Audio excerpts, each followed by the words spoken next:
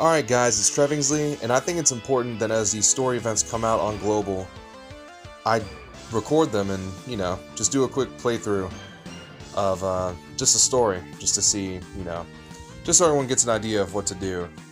It's not hard, obviously, but you might not have an idea of what team you want to bring or something like that, and I just want to make sure that everybody gets the biggest boost they can when they're doing these events like this.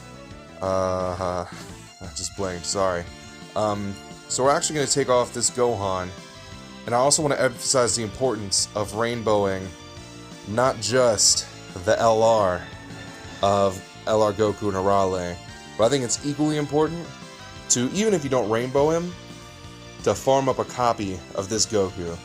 He is so good, especially with the LR Goku and Arale. And on this team, they're paramount. They're amazing.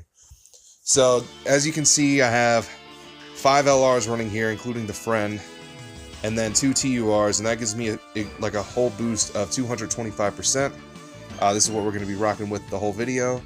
You could have a 4th LR on here. LR Yamcha and Puar are on this category, but I do not have them awakened to LR yet, so instead we got EZA Goten and the Goku here. So this isn't the max boost you can get, but it's pretty close. Anyways, let's get into it. One thing to keep in mind is, if you haven't, you should farm up all the Ginyu Force guys and rainbow them so you can get the LR Ginyu Force on this team. Getting that extra boost, even though the LR Ginyu Force is like borderline bottom tier for LRs, it's really good for boost situations like this, so that you can get extra drops and it'll make grinds less annoying in the game. I know a lot of you already know this, but I also know a couple of you, one person in particular, has not farmed up the LR Ginyu Force, and they're just making the grind harder for themselves. So definitely grind up LR Ginyu Force. Put them on the team, it's totally worth it. I also think that you should farm, like I said, farm up the TUR, farm up this LR, but you need to farm up a second copy of the LR as well to feed into Super Attack. It's a pain in the butt, but I did it, and if I can do it, even if it takes you guys extra time, I know not everybody has a bunch of free time, but I think it's super worth it to farm up those 3 copies, the 2 LR copies and the TUR, just so you can get the max out of LR Goku and Arale, who I believe are the best free-to-play unit in the game after using them. They perform a lot better, not a lot better, but I think they perform better than both LR Metal Cooler and LR Vegito Blue, who were far and away the best free-to-play units before. So, that's my spiel on LR Goku and Arale. Let's go ahead and get into the story event, and I'll kind of commentate it a little bit for those of you who haven't seen it. We just fought Krillin. We're going to fight Yamcha too, that's cool. We just fought Krillin, wrapping up our training with Master Roshi, preparing for this tournament held by Emperor Chaozu. Yeah, Chaozu is the Emperor in this movie. It's not really... It's kind of canon with the other Dragon Ball movies up to this point, Sleeping Princess and Curse of the Blood Rubies. But it's not canon with the show. In any... it can't fit at all. These movies are basically just retellings of the show with expanded elements and also kind of cramming in story arcs together. So right now we're fighting like a hybrid 21st, 22nd World Martial Arts Tournament in this one movie. We got Chaozu as the Emperor, Tien's here as one of his advisors, or maybe his bodyguard, I can't remember. And in the tournament, Mercenary Tao enters, and he kills Upa's dad. Just like he did in the show, with the... Well, actually I think it was just like he did in the show. Yeah. So, now Goku's fighting him in the story to get... Well, not only to get revenge, but also because I'm pretty sure that's who he fights. And while he's fighting them, he hits Goku, like in the show, with the Dodon Ray.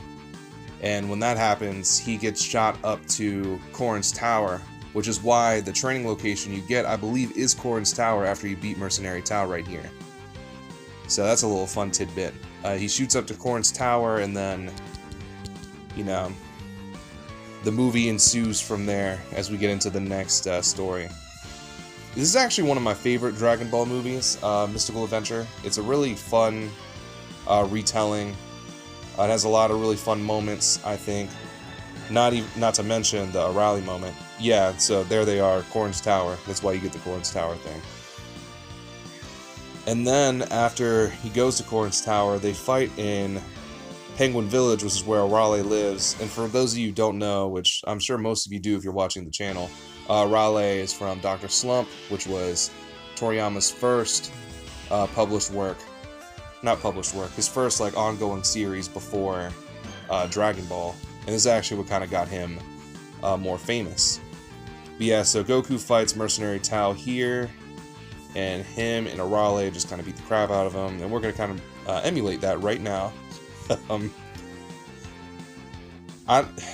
See, the finer details in the movie are a little more fuzzy to me, but I kind of basically know how it wraps up. Also, Chaozu's looking for his wife right now, who is missing, and they don't really elaborate too much on who his wife is until the very end of the movie, which is the reason you'll get a certain prize that you get at the end of the story event. Yeah, we're actually having pretty bad luck with the with the drops, but it's okay because I've already farmed everything up.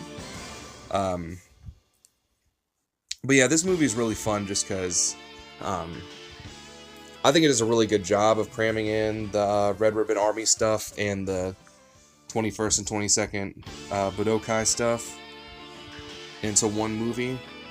It does it surprisingly well. And then Tien's distress, this is when he finds out, I believe, that Master Shen is working against Chaozu, because Master Shen's his top advisor. Master Shen being, of course, the Crane Hermit. Master Shen's a dub term. This is an old school dub movie. They don't even have Stephanie Nadali as the voice of Goku in this movie. If you watch the dub, it's a lady who voices Dende in the early dub, voices Goku, and she does an okay job from what I remember. I'm not too high on the OG dub in general, although I did kind of like Stephanie Nadali as Goku, less so as Gohan. I think Colin Clinkenbeard does a better job as Gohan. And I like her as a older Goku, like GT Goku, but I don't know, it's just something about Kid Goku just doesn't sound right to me. But obviously, my preferred Kid Goku, at least, is Masuko Nozawa by far. I think she does the best job, easy, portraying that character. Or portraying Goku in general. Although I do like Sean Schemmel's Goku a lot. And, I'm forgetting one of them. I forget who plays Goku in the Ocean dub. But I like him too. And I'm talking about the one, not the one from the movies, but the one from the Ocean dub of the show. I liked him. The one from the movies I thought was just okay. But especially like Sean Schemmel in the dub in the Kai dub specifically is really good. And then in like Super, he's pretty solid, And the Battle of Gods movie, I thought he was really good too. But yeah, so as we're coming to the end of the movie, all the Dragon Balls are together. I'm pretty sure. Also, we could have the text up to tell us what's going on. But that would be too easy. What's the fun in that? You get to hear Trevingsley's messed up version of this movie. Yeah, there we go. Because I turned the story off. I don't know why I did that. But basically, at the end of the movie, they turn on the Crane Hermit because Tien finds out that I believe the Crane Hermit's the one who kidnapped Chaozu's wife. But it's also found out that Chaozu's wife is a doll. I forget what the doll's name is. It'll say after we get the item. But Chaozu's wife was a doll this whole time, being held hostage or whatever. So, there's that. But also, Tien tri-beams the Crane Hermit, and I believe Goku beats Major Metallotron, who's also a part of this. I think they need to do another story arc for the Path to Power movie. That's personally my favorite Dragon Ball movie out of all of them. And I mean, obviously, it has some of the, I don't know about obviously, because I don't know how many of you have seen it, but it's got some of the best animation of the 90s era Dragon Ball movies. Ron, that's his wife's name. That's Chiaotzu's wife right there, the doll. But yeah, I think Path to Power, it could come out with a good, I think a good 8er. I know they just released 8er on JP, but that's from the show, that's not from the movie. You can make 8er a movie hero, and he could be really good, because he had a big role in that movie. And maybe a Goku also. You could make it like maybe Goku and Roshi, or Goku and Bulma or something, so that you could run it on the movie hero team with some of the other, or the other Goku that's on there. But yeah, that's kind of what I want to see next. I hope they do that movie at some point. It's another kind of cruising through the movies now. But yeah, that's the Mystical Adventure story event, and a little quick recap of the movie as well. Just off the top of my head. I'm sure that was hopefully halfway entertaining for you guys to listen to. But yeah, that's basically the event. Farm up the LR, go back to these events, and farm up a second copy of the LR and a copy of the TUR. I recommend rainbowing the LR and the TUR. Definitely get the LR to SA20. Do what you gotta do. They're great on the Movie Heroes team. They're gonna be great on the Secrets of the Dragon Ball team once it comes out for real with LR GT Trio during the 4-year anniversary.